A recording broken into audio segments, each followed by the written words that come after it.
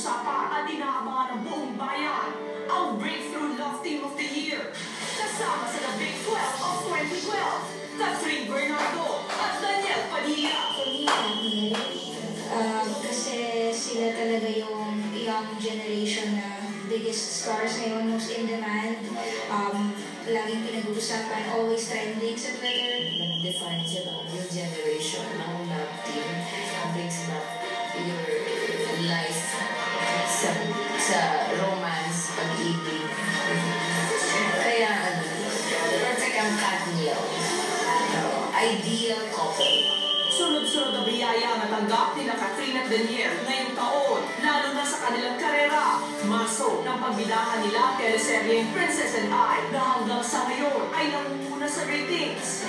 Kasabay din ito ang una nilang pagsabak sa big screen na mapasama sila sa 20th anniversary movie ng Star Magic na 24/7 in Love. At ngayong 38th Metro Manila Film Festival, makakasama nila ang tatlong royalties sa takilya na sina Chris Aquino, Vice Ganda, at Ay de los Alas sa Sister Akas. Masabi ko na super daming break and chance na binigay sa amin itong 2012 as a love team. Kasi from growing up, Princess and I, and din Sister Akas in 24/7, ngayong 2012 din. So, puno-puno ng blessings. Siguro isa kami sa minis ng Diyos talaga. Dahil pinasan kami dahil sa kanya, tsaka sa mga supporters dito. Ngunit kasabay ng gumagandang karera ni Catherine at Daniel ay ang pag-usbong ng lumalalim nilang pagkakaibigan. Kailanman ay di tinago ni Daniel ang tunay niyang nararamdaman para kay Catherine. Ayon sa kanyang mga interviews, handa raw siyang maghintay dito dahil isa raw si Catherine sa nagbibigay sa kanya ng inspirasyon. Di rin naman itinanggi ni Catherine na special friend ang tingin niya sa katambal.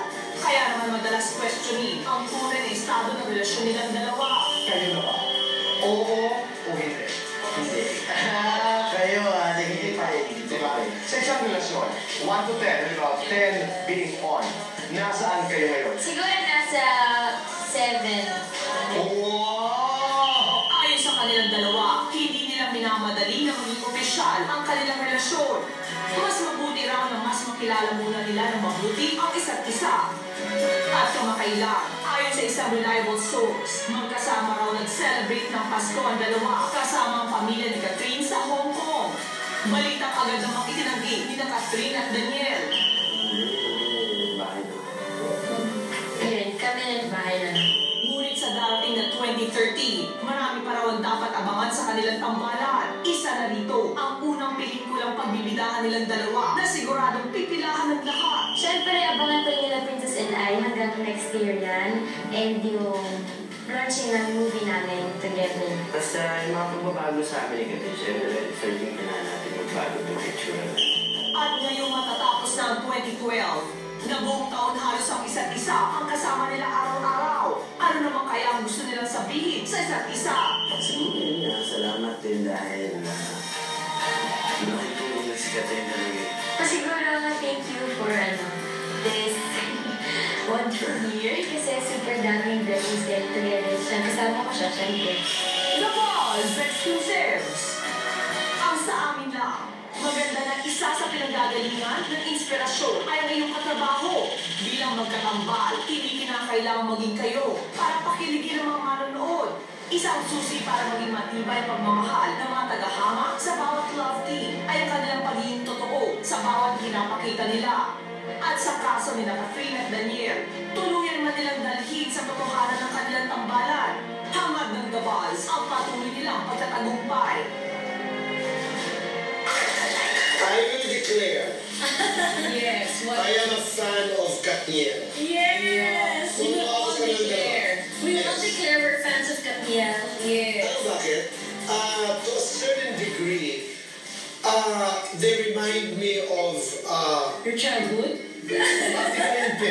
Wow, yung comparison, Tito Boy, Phenomenal. Totoo yun. Oo. You know, I had this friend, napanood niya ang isang mall show ni Catherine at sa kanila niya, Daniel at Catherine. Wala ka raw talagang mahulugan ng karayom, as they would say. Really? Actually, Hot love team. At saka alam mo, when you see certain stars, malalaman mo talaga, mararamdaman mo kung may it factor sila, di ba? Sila may it factor talaga, si Daniel at si Catherine, di ba? Malakas yung chemistry. Kasi parang electrifying sila, no? Electrifying. Oo, kasi parang may mystery na exciting, na curious ka kung sila na o hindi. Tsaka na-witness ko rin yung Christmas special. Na? Nung lumabas sila, dumagundong talaga yung buong Araneta, parang talagang lahat yung fans nilang lahat. May mga love teams na ginagawa ng mga spin meisters, ika na. May mga love teams na pinagpipilitan natin.